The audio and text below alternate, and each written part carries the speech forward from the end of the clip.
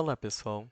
Nessa aula, vamos continuar falando sobre o desenvolvimento de aplicações back-end em programação web e o assunto de hoje é o ecossistema Spring. Basicamente, na aula de hoje, a gente vai introduzir o que é o Spring, quais são os projetos que fazem parte do Spring.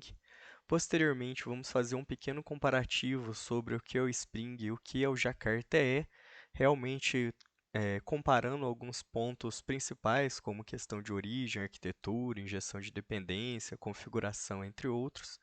Posteriormente, nós vamos falar especificamente do Spring Boot, que é um framework aí para Java, né, back-end, que é uma parte aí desse ecossistema grande aí que é o Spring. Então, iniciando aqui para o Spring, primeiramente o que é o Spring? Então, basicamente, Spring ele não é apenas um framework back-end, mas ele é um conjunto de projetos, um conjunto de soluções que vão resolver vários problemas que um programador back-end ele vai poder ter aí durante o desenvolvimento. E a ideia do Spring é fazer com que o desenvolvedor ele crie aplicações aí para o Java com simplicidade e também com flexibilidade. Então, nós vamos ver que o Spring ele é um conjunto de vários projetos, de várias soluções. E essas soluções, elas são chamadas, né, esse conjunto de soluções, de ecossistema Spring. Então, aqui a gente tem até uma imagem aí do Spring Tutorials, uma ideia aqui, uma visão geral dos frameworks do Spring. Então, qual que é dos frameworks, não, perdão, dos projetos. Então, qual é a ideia aqui? A ideia é que nós selecionemos aqui dentro desse grande ecossistema aqui do framework Spring, quais são aqueles projetos, quais são aquelas soluções que a gente precisa para resolver o problema que nós temos. Então, por exemplo, logo ao centro aqui, nós temos o Spring Core. Ele possui, por exemplo, um container de injeção de dependência, né, que implementa o padrão aí da inversão de controle.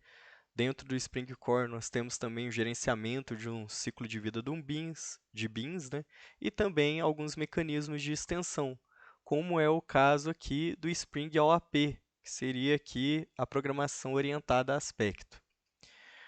Também temos aqui dentro o Spring MVC, o Spring MVC, no caso aqui, até dentro de Spring Web. Basicamente, ele possui uma arquitetura Model View Controller para o desenvolvimento web, gerenciamento de requisições e respostas de HTTP e também suporte aí para templates e views. Nós temos também o Spring Data.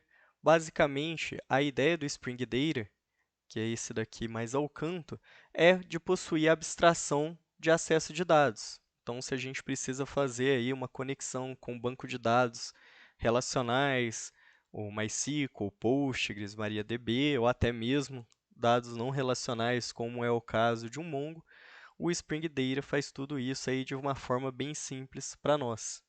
E além disso, ele simplifica algumas operações, como as operações de CRUD, que nós já vimos anteriormente, né? O CRUD, o C é de create, criar, R de retrieve, recuperar, o U de update, que é atualizar, e o D de delete, que é realmente deletar. E ele tem também aqui suporte a consultas e paginação, que nós vamos também usar, né, trabalhar aqui na nossa disciplina. Aqui dentro do Spring Security, nós temos aí meios de realizar autenticação e autorização de usuários.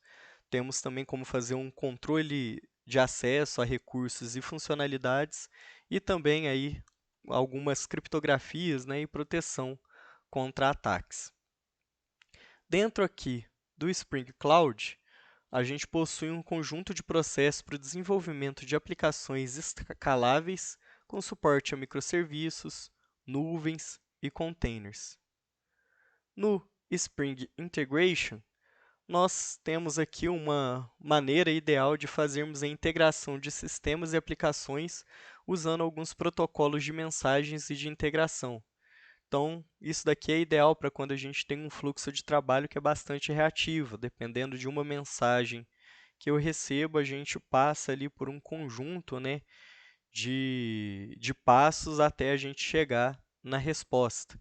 Então, se eu recebo uma mensagem, tem vários itens dentro do Spring Integration, como é a questão de um adapter, de um enricher, e assim por diante, que a gente pode ir fazendo as modificações, incrementos dessa mensagem, podemos dividir o fluxo dessa mensagem e chegar ali num ponto final.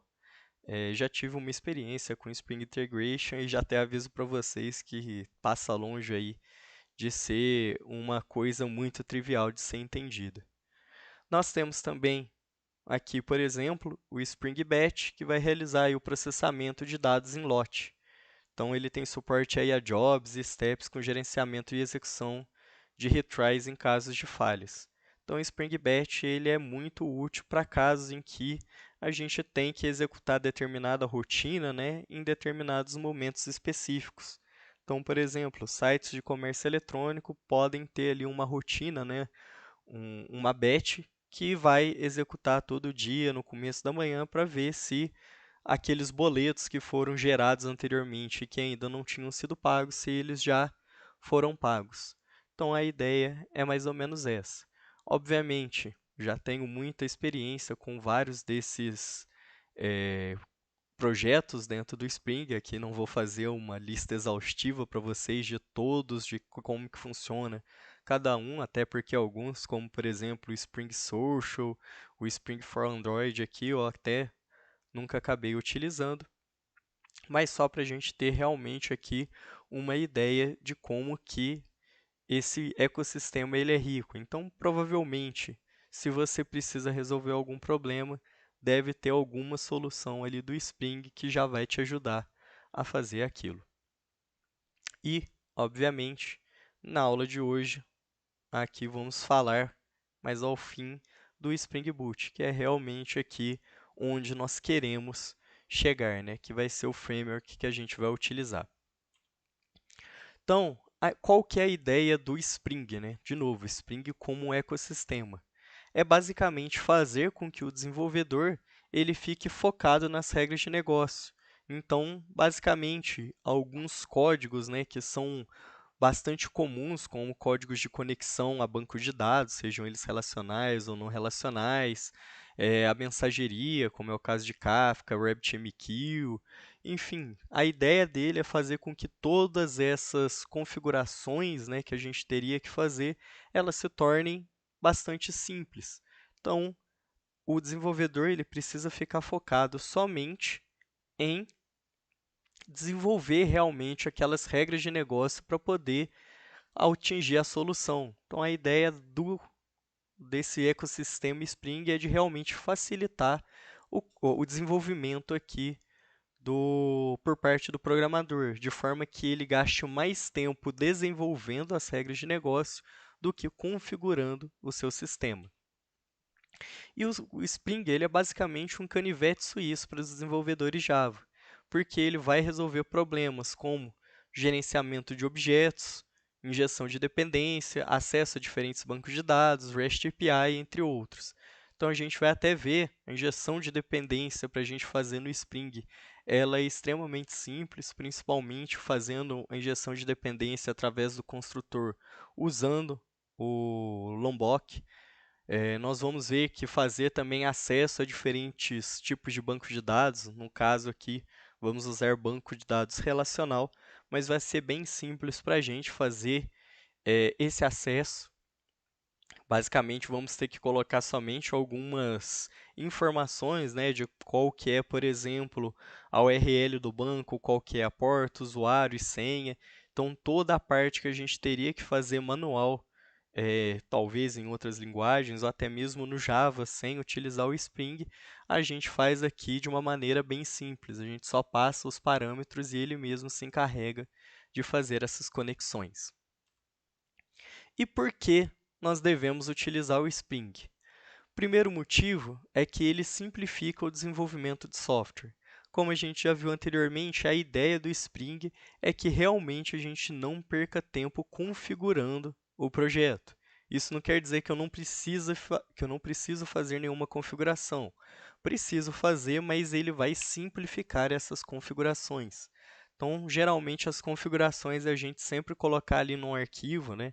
No Application Properties ou no Application YAML, dependendo de qual nós utilizarmos, quais são ali as informações que eu preciso, preciso fornecer para o Spring para ele mesmo configurar tudo de forma automática para mim. A segunda motivo, né, da gente utilizar o Spring, a segunda vantagem é a maturidade.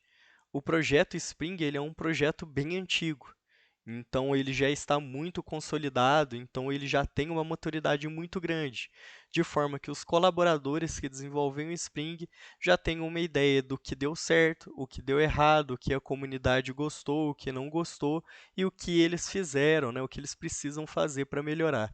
Então a maturidade do Spring, de uma forma geral, ela é muito grande. Outro ponto é que o Spring ele é um projeto modular. Como a gente viu naquela imagem anterior, nós tínhamos ali o ecossistema do Spring. Então, basicamente, se eu quero só o Spring Data, eu posso inserir somente o Spring Data no meu projeto. Eu não preciso pegar todo o Spring e inserir ali, por exemplo, um conjunto de mais de 20 módulos, sendo que eu vou usar apenas um.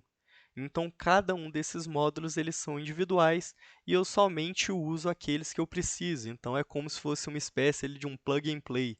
Então, só pego aquele módulo, coloco ali dentro do meu projeto e já começo a utilizar ele, sem eu precisar ficar pegando coisas que não fazem sentido para o meu projeto, deixando ele lento para poder subir e tudo mais.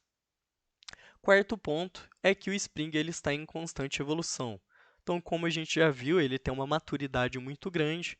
Então, ele existe aí há pelo menos aí uns, acho que 20 anos, se eu não estou falando besteira, talvez até um pouco mais. Mas a ideia aqui é que o Spring, ele, apesar de já estar consolidado, de já ter um grande número de usuários utilizando ele não está parado no tempo. Então, ele tem constantes evoluções. Então, até uns 2 anos atrás, a gente estava na versão 2 do Spring, hoje a gente já está na versão 3 e ela está evoluindo aí para o 3.3 e assim por diante.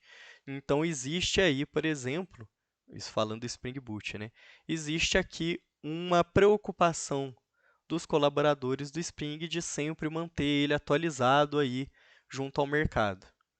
O quinto ponto é que o Spring ele é uma licença open source, ou seja, você consegue ver o que tem ali funcionando por debaixo dos panos.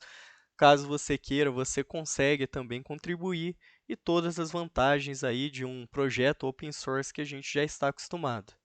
E o último ponto é que o Spring ele tem uma popularidade, uma empregabilidade muito alta. Ou seja, devido à sua popularidade, é muito fácil de você encontrar na internet pessoas que já passaram pelos mesmos problemas que você e quais são as soluções para esse problema. E também a maior parte da empregabilidade hoje em Java é Spring, muito mais pelo meu conhecimento do que Jakarta e do que, por exemplo, o Quarkus, que é outro framework também para o Spring. Só para vocês terem uma ideia de quem usa o Spring atualmente. Quando a gente fala quem usa o Spring, a gente não está falando que determinada empresa que utiliza somente a linguagem Java e utiliza somente o framework Spring, mas realmente empresas que têm aí na sua vertente o uso do Spring.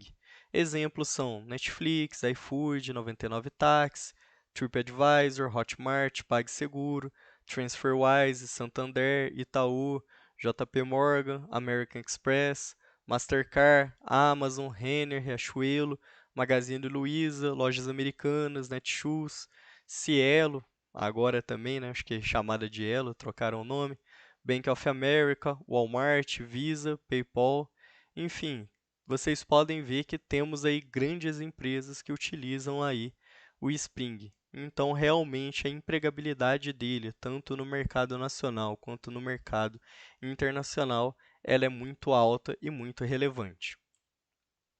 E aqui, como eu já tinha falado para vocês, o Spring ele possui vários projetos.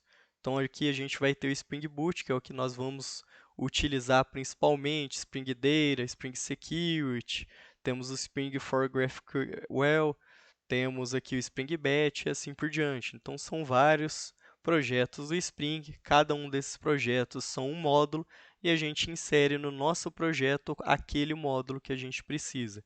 Então, essa talvez é uma das principais vantagens do Spring. Só para mostrar aqui para vocês, nos primórdios do Spring, ele utilizava bastante a notação XML ou XML, né, que é Extensible Markup Language. Então, basicamente, isso não era incomum, né, para a comunidade de Java. O Java ele foi muito baseado no XML, né, a maioria dos frameworks. Particularmente não entendo, não gosto muito de XML, acho muito feio e verboso. O Maven utiliza bastante também, só que ele realmente fez aí uma evolução. Então, para a gente utilizar agora o Spring e configurar o Spring é muito fácil. Temos aí arquivos .properties ou .yaml, que é muito fácil de nós fazermos a configuração ali daquilo que a gente precisa. Mas, obviamente, em outros pontos, né, como em Spring Integration, a gente não consegue fugir de utilizar aí um XML. Então, agora vamos falar um pouco sobre o Spring, né? No caso aqui, o antigo Java EE, né? Que agora chama Jakarta, e o Spring. Qual que é a diferença deles, né? Qual que é melhor? Então, a ideia aqui é que nós realmente entendamos que o Spring e o Jakarta, cada um possui um uso. Em alguns momentos, pode ser que esses usos eles tenham ali uma sobreposição, mas vai depender realmente da aplicação que nós estamos construindo. Então, vamos falar aqui um pouco sobre o Spring e o Jakarta EE. Então, o Spring, né, e o Jakarta EE, que era anteriormente conhecido como Java EE, são dois frameworks para Java amplamente utilizados para o desenvolvimento de aplicativos empresariais. Embora ambos tenham objetivos similares, existem algumas diferenças significativas aí entre eles. Então, nós vamos falar aí alguns pontos, como já tinha abordado com vocês, questão de origem, injeção de dependência e assim por diante. Então, basicamente, com relação à origem, o Spring ele foi desenvolvido pela Spring Source, que agora é parte do VMware, que é uma empresa bastante conhecida principalmente pelas suas máquinas virtuais, assim como o VirtualBox, só que o VMware ele é pago. E o Spring ele surgiu como uma alternativa ao modelo de programação do Java EE, que inicialmente focando em resolver problemas de complexidade e configurações do Java EE. Já o Jakarta EE, que agora chama Jakarta, né, mas anteriormente chamava Java EE, é um padrão da Oracle para o desenvolvimento de aplicativos empresariais Java. A comunidade Jakarta EE agora ela é gerida pela Eclipse Foundation após a mudança da Oracle para a Eclipse Foundation. Com relação à arquitetura, o Spring, como nós já vimos, ele adota uma abordagem modular e leve, permitindo que os desenvolvedores escolham os módulos específicos do Spring que eles desejam usar. Então, a gente já viu, temos vários módulos ali, aquilo que a gente precisa usar, a gente coloca no nosso projeto.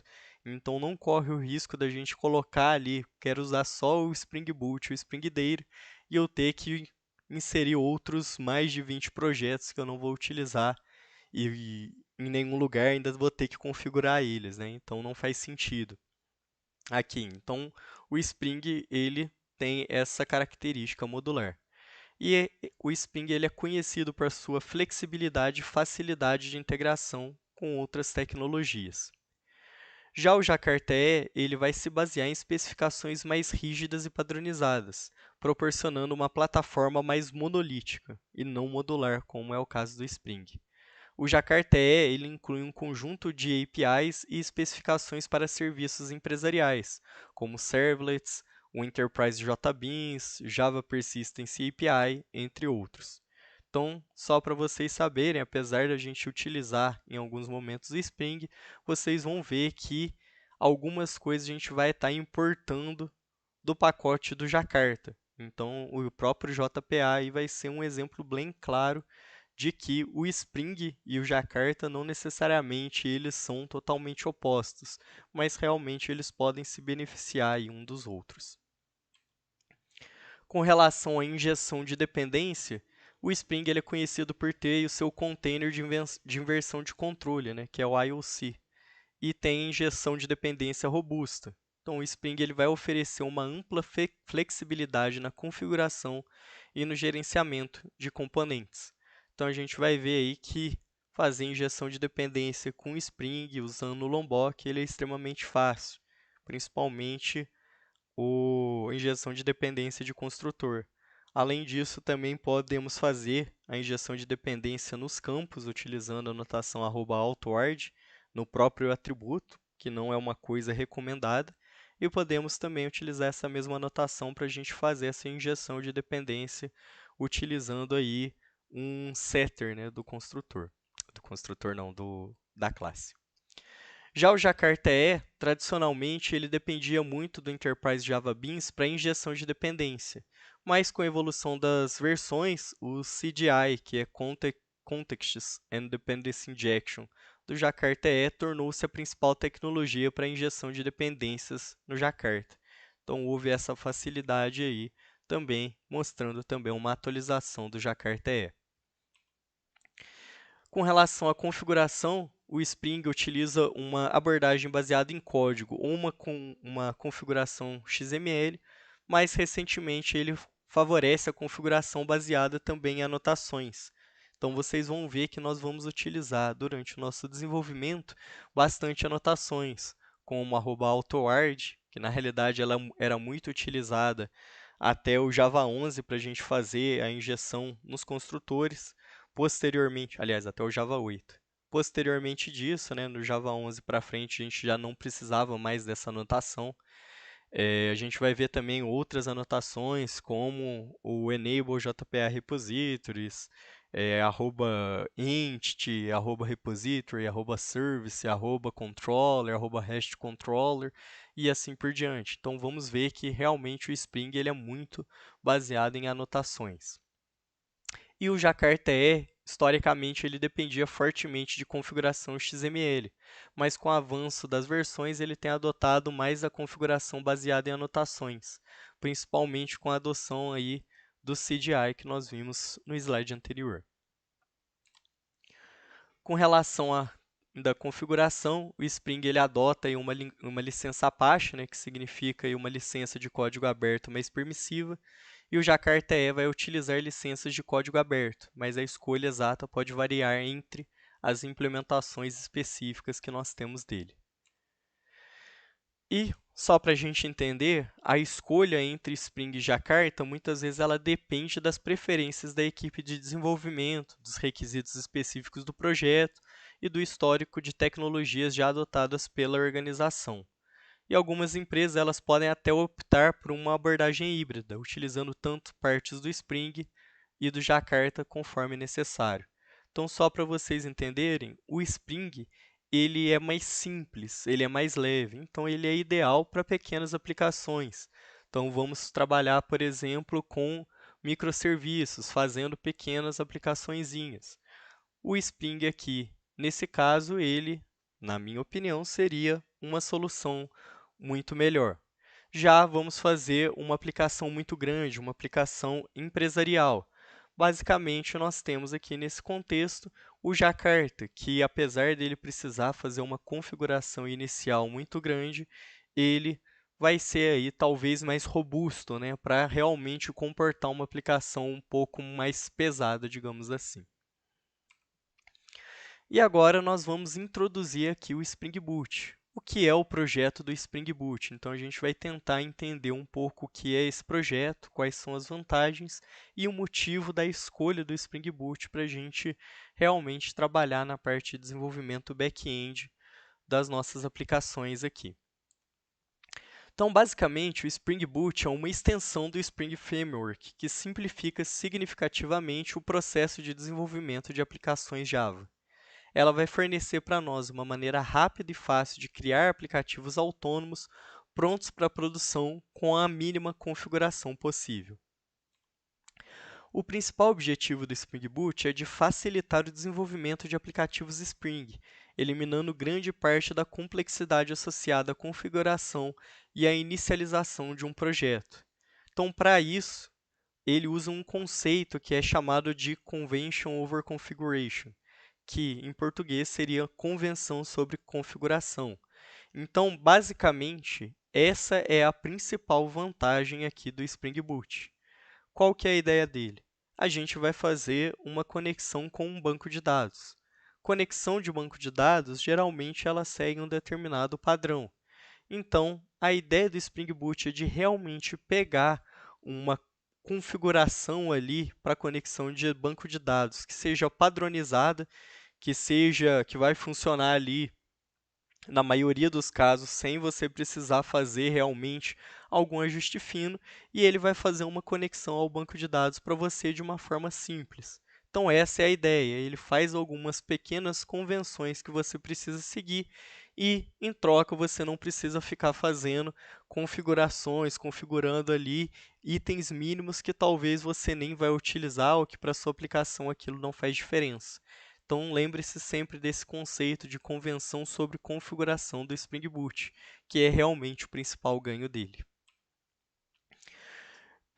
Então, como eu já falei, essa convenção sobre configuração ela vai reduzir a necessidade de uma configuração manual e vai permitir que os desenvolvedores eles se concentrem mais na lógica do aplicativo, mais nas regras de negócio, do que na configuração do projeto. Então, uma coisa que era muito ruim de se trabalhar no Java puro mesmo, né?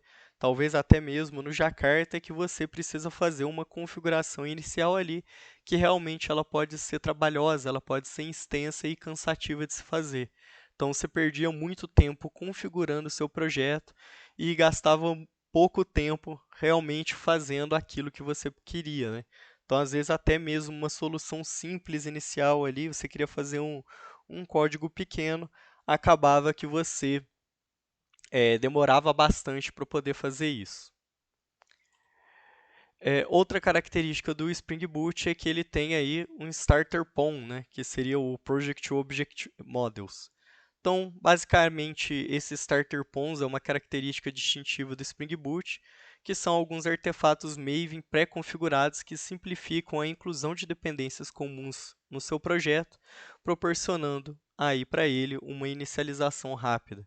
Então, para a gente inicializar projetos aí usando Spring Boot, fazemos isso em poucos segundos.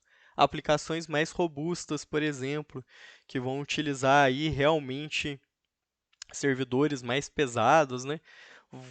Usando, por exemplo, o antigo Java EE, Jakarta EE, poderia demorar aí alguns minutos para poder subir. Então, essa aqui é uma vantagem também do Spring Boot. Outra característica dele é a autoconfiguração. Então, o Spring Boot ele inclui uma funcionalidade de autoconfiguração que vai analisar o ambiente que o aplicativo está sendo executado e automaticamente ele vai configurar os componentes do Spring com base nesse ambiente. Isso significa que nós teremos aí menos configuração manual e menos código boilerplate. Com relação a boilerplate, não sei se vocês conhecem esse termo, mas boilerplate basicamente é uma coisa que ela vai sempre se repetir em vários cenários com pouco ou quase nenhuma alteração. Então, se você faz aí cadastro aí em um site, tem aqueles termos e condições. Provavelmente esses termos e condições, independente aí de qual que é o site que você está fazendo cadastro, ele vai ter ali aquele conjunto de boilerplates, né, que é aquele conjunto de regras ali, de termos, que vai ser comum independente do site que você está fazendo cadastro. Porque realmente é uma coisa que se repete principalmente agora com LGPD, então provavelmente a gente tem vários tópicos aí, né, seções de termos que vai repetir essa questão aí, né, de LGPD, de que você vai concordar em ceder aí alguns dados e tudo mais, toda aquela parte, né. Então a ideia aqui de código boilerplate é realmente aqueles códigos que a gente precisa ficar sempre repetindo. Como vocês já fizeram aqui, né, nessa parte de inicial, né, de programação web, vocês sabem que quando a gente faz um código HTML, basicamente, independente de qual que vai ser o HTML, a gente tem um boilerplate ali, a gente tem uma estrutura ali, um esqueletinho que a gente sempre precisa seguir. Então, quando a gente coloca ali o cabeçalho, a gente tem um boilerplate que a gente vai falar onde que está ali o nosso estilo, que o nosso char7, por exemplo, é o TF8, vamos colocar ali algumas questões de viewport e assim por diante. Então, toda essa questãozinha aí que a gente vai configurar, que vai ser basicamente igual em todas as páginas HTML, ou até mesmo ligeiramente diferente, por exemplo, aqui troca só qual que é o nome do arquivo de CSS. Isso tudo é um boilerplate que nós temos no código.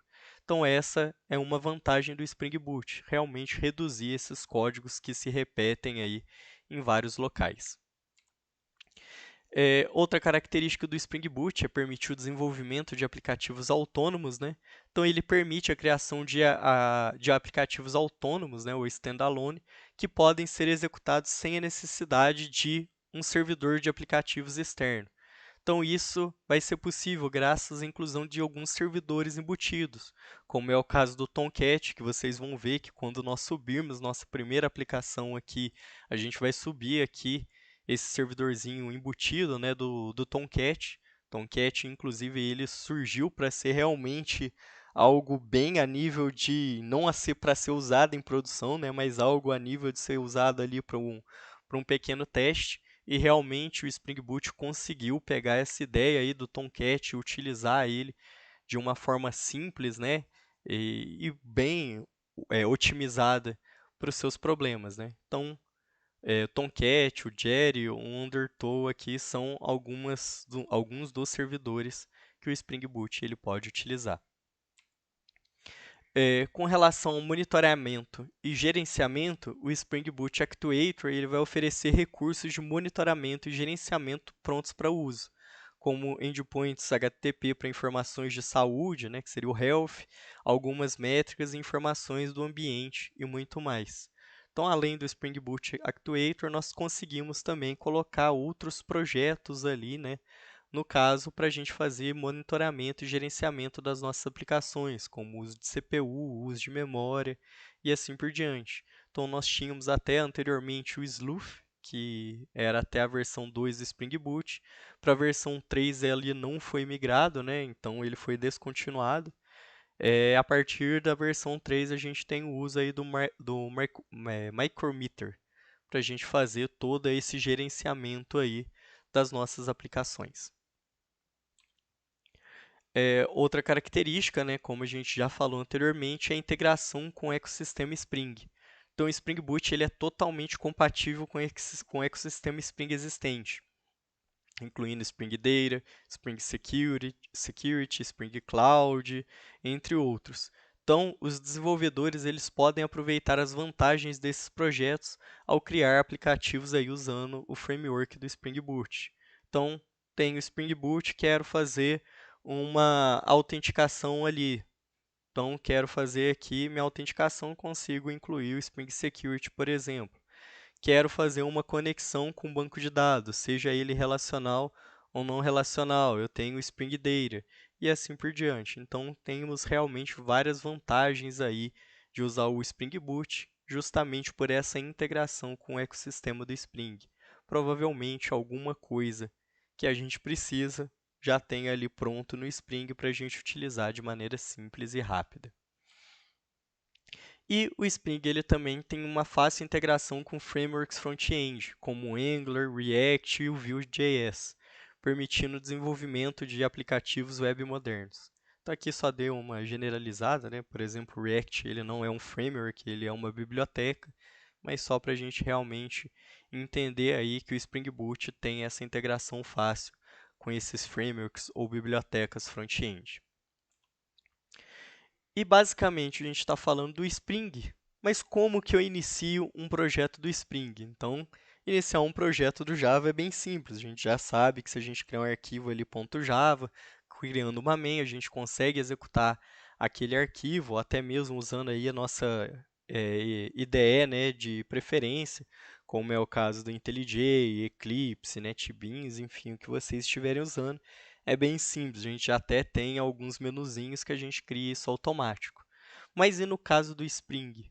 Como que eu faço para falar que esse conjunto aqui, essa pasta aqui que tem meus projetos .java, ele é um projeto Spring? Então, para isso daqui, nós vamos utilizar o Spring Initializer, que é basicamente uma soluçãozinha simples, né, até mesmo um site, para a gente baixar ali uma casca do Spring e somente importar na nossa IDE aí de preferência. Então, basicamente, o Spring Initializer ele vai ser uma ferramenta web que vai simplificar o processo de inicialização e configuração de projetos Spring. Então, ele vai fornecer uma interface gráfica que é fácil de usar para a gente gerar um esqueleto do projeto com as dependências e configurações iniciais necessárias para começar a desenvolver com o Spring Framework ou com o Spring Boot. Então, existem duas maneiras principais da gente iniciar um projeto Spring Boot usando o Spring Initializer. Então, se vocês utilizarem a IDE IntelliJ na versão Ultimate, ele tem um suporte já natural para a gente criar uma aplicação via Spring Initializer. Já caso vocês não tenham aí o IntelliJ Ultimate ou estejam utilizando outra IDE, como Eclipse, como o NetBeans, vocês podem simplesmente aqui entrar nesse site aqui da Spring. Assim que vocês entram nesse site, ele já vai aparecer uma interface para vocês criarem aí o projeto Spring de vocês. E só para a gente mostrar aqui, basicamente, tem um projeto aqui, tirei um print screen aqui de um projeto que eu tinha chamado demo. O tipo desse projeto não importa, mas se eu clico aqui e venho aqui no New Project, no IntelliJ Ultimate, ele vai ter aqui nessa parte aqui de Generators, o Spring Initializer. Então aqui eu consigo definir qual que é o nome do projeto, qual que vai ser a localização desse meu projeto, se eu já quero criar associado com ele um repositório do Git, qual que é a linguagem que eu vou utilizar para o Spring, se é Java, se é Kotlin ou se é Groovy, qual que vai ser aqui o tipo que eu vou utilizar aqui do meu gerenciador de dependências. Tenho aqui o Gradle Groove, que é particularmente, né, aquele que eu mais gosto de utilizar. Tenho o Gradle utilizando o Kotlin e tenho o Maven. E aqui toda a parte que a gente já é acostumado. Qual que é o group, qual que é o artefato, nome do pacote e assim por diante. Também temos como escolher a nossa versão. Apesar de termos versões, né, mais novas do que o Java 21, vou utilizar o Java 21 porque no momento da gravação desse vídeo é a última versão LTS, Long Term Support, né, uma versão que o Spring definiu aqui que vai ter um suporte aí a longo prazo. E qual que é o tipo do nosso pacote? Pacote aqui .jar para as nossas aplicações mais simples e pacote aqui .or para a gente realmente criar aqui um sisteminha que vai ter aí páginas HTML aqui no caso, né? Então, realmente, usando em algum servidor, como é o caso do Wildfly aqui, para poder subir esse sistema. Então, essa é a maneira aqui da gente criar um projeto Spring Boot utilizando o IntelliJ Ultimate.